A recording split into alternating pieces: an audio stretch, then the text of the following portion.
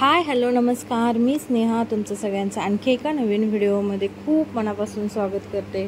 तर आज व्हिडिओची सुरुवात एका पार्सलच्या अनबॉक्सिंगमधून करते, कारण हे पार्सल 2-3 दिवस झालं आलेलं आहे। ते दररोज ओपन करायचं तर तसंच राहून जात होतं। तर आज त्याला आठवणीने घेतलंय, कारण जर काही डॅमेज वगैरे आलेलं असेल तर मग त्याची रिटर्नची जी डेट आहे तर ती निघून जाईल। त्यामुळे मग त्या अगोदरच मी हे आता ओपन करायला घेतले आणि त्यामध्ये मी एक स्टँड ऑर्डर केले।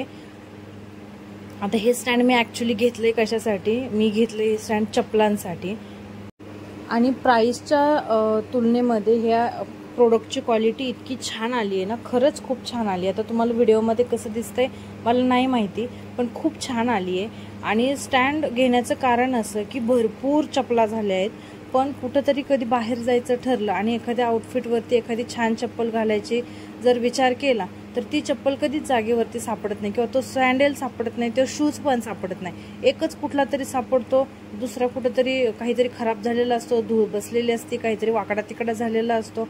त्यामुळे मग सगळा मूड खराब होतो आणि एवढ्या सगळ्या चप्पला झाल्या आहेत।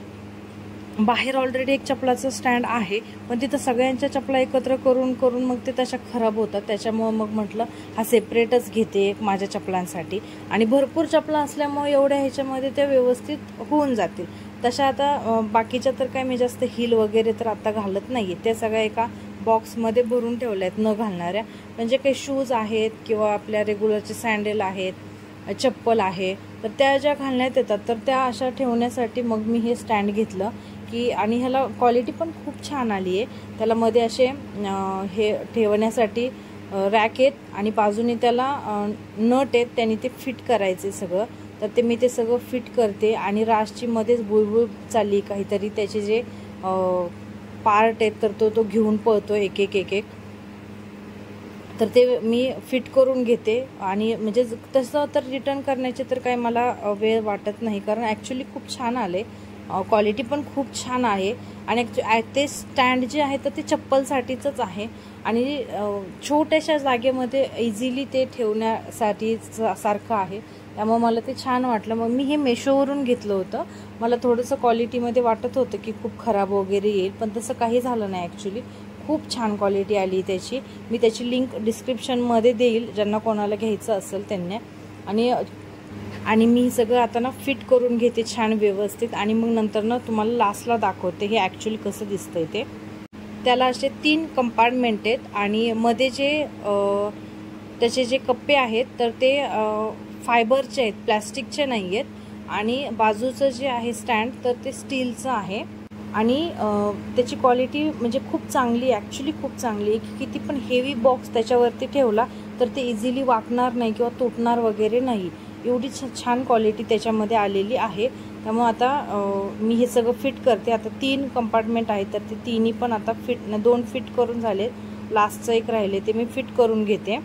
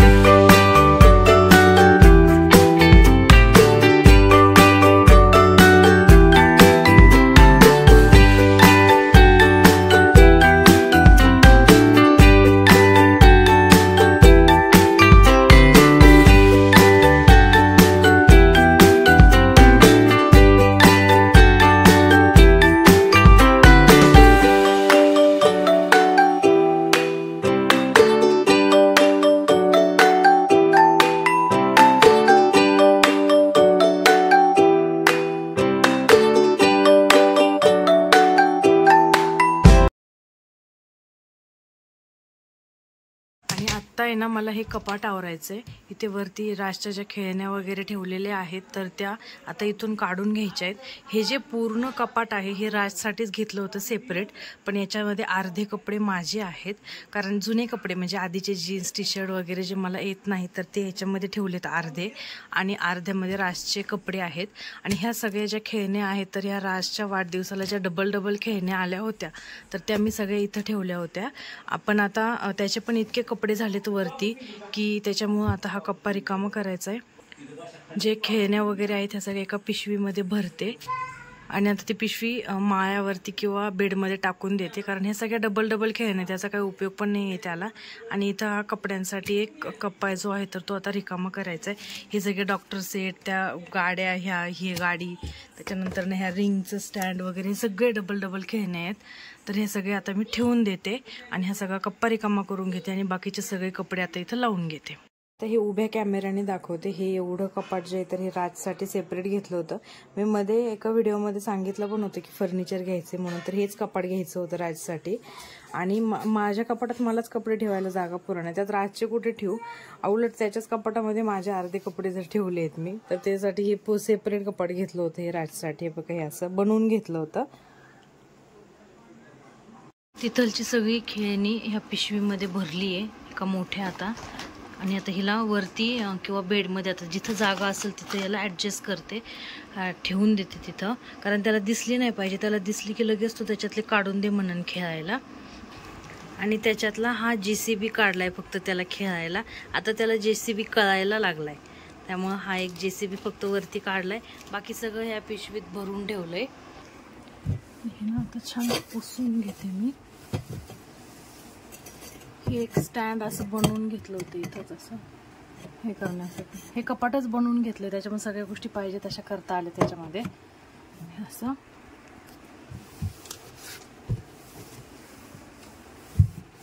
मी आता इथे कपडे ठेवून देते. भरपूर मोठा कप्पा, एवढा भरपूर होईल त्याच्या कपड्यांना. आणि आधी सगळे कपडे ह्या खूप बॉक्समध्ये ठेवलेले होते. या बॉक्सचा आकार बघा कसा चेंज झालाय. त्याचे हे सगळे डबल झोका, गादी वगैरे सगळे कपडे यामध्येच होते. त्यामुळे आता ते वरचे रिकामा केलाय आणि हे जे त्याचे टी शर्ट, ह्या पॅन्ट वगैरे जे आहेत तर त्या वरती ठेवून देते. म्हणजे फक्त या गादी, त्यानंतर कॉटनच्या ओढण्या, डबल झोका वगैरे ह्याला सगळं हा स्पेस रिकामा होईल.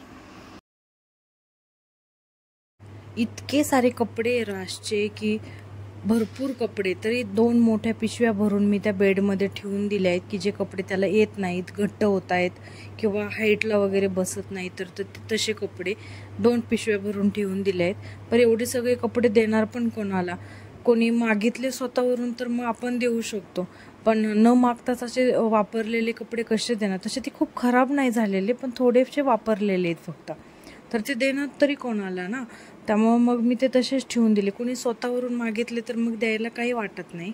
आधीचे जे त्याचे कपडे होते ना, तो 5-6 महिन्यांचा होता तेव्हाचे, तेव्हा मी रुईलाच होते मम्मीकडे, तर तेव्हा सगळे त्याचे कपडे देऊन टाकले. कारण त्यांच्या शेतामध्ये एक ऊसतोड कामगार होतं, तर तिचं असं छोटं 3-4 महिन्यांचंच बाळ होतं, तर त्यांनी स्वतःहून मागितले होते. तर मग तेव्हा ते राजचे सगळे कपडे देऊन टाकले होते. सगळे छान कपडे होते, भरपूर नवीन टोप्या पण होत्या.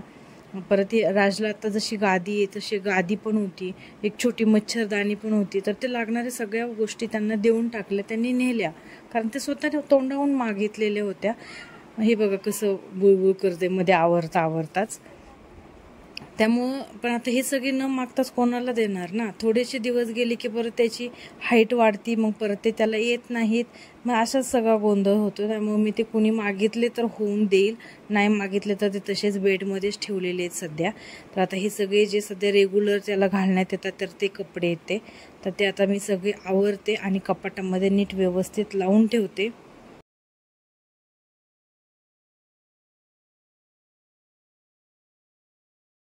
आणि हे सगळं आवरता बराच वेळ गेला. तर आज काय संध्याकाळी स्वयंपाक वगैरे केला नव्हता, ते सगळं आवरून झालं तोपर्यंत आत्यांनी इथे मुटके केले होते, गव्हाच्या पिठाचे मुटके आहे. तर आता नंतरनं कधीतरी केले तर त्याची रेसिपी इन डिटेलमध्ये मी व्हिडिओमध्ये तुम्हाला दाखवल. इतके छान आणि इतके टेस्टी लागतात ना. राजसाठी पण बनवलेत बिना तिखटचे. तर चला आता आवरून झालंय सगळं, आता जेवण वगैरे करतं. तर आणि हा व्हिडिओ पण आता मी इथंच एंड करते. भेटूया उद्या अशाच एका आणखी छान नवीन व्हिडिओमध्ये. तोपर्यंत बाय बाय.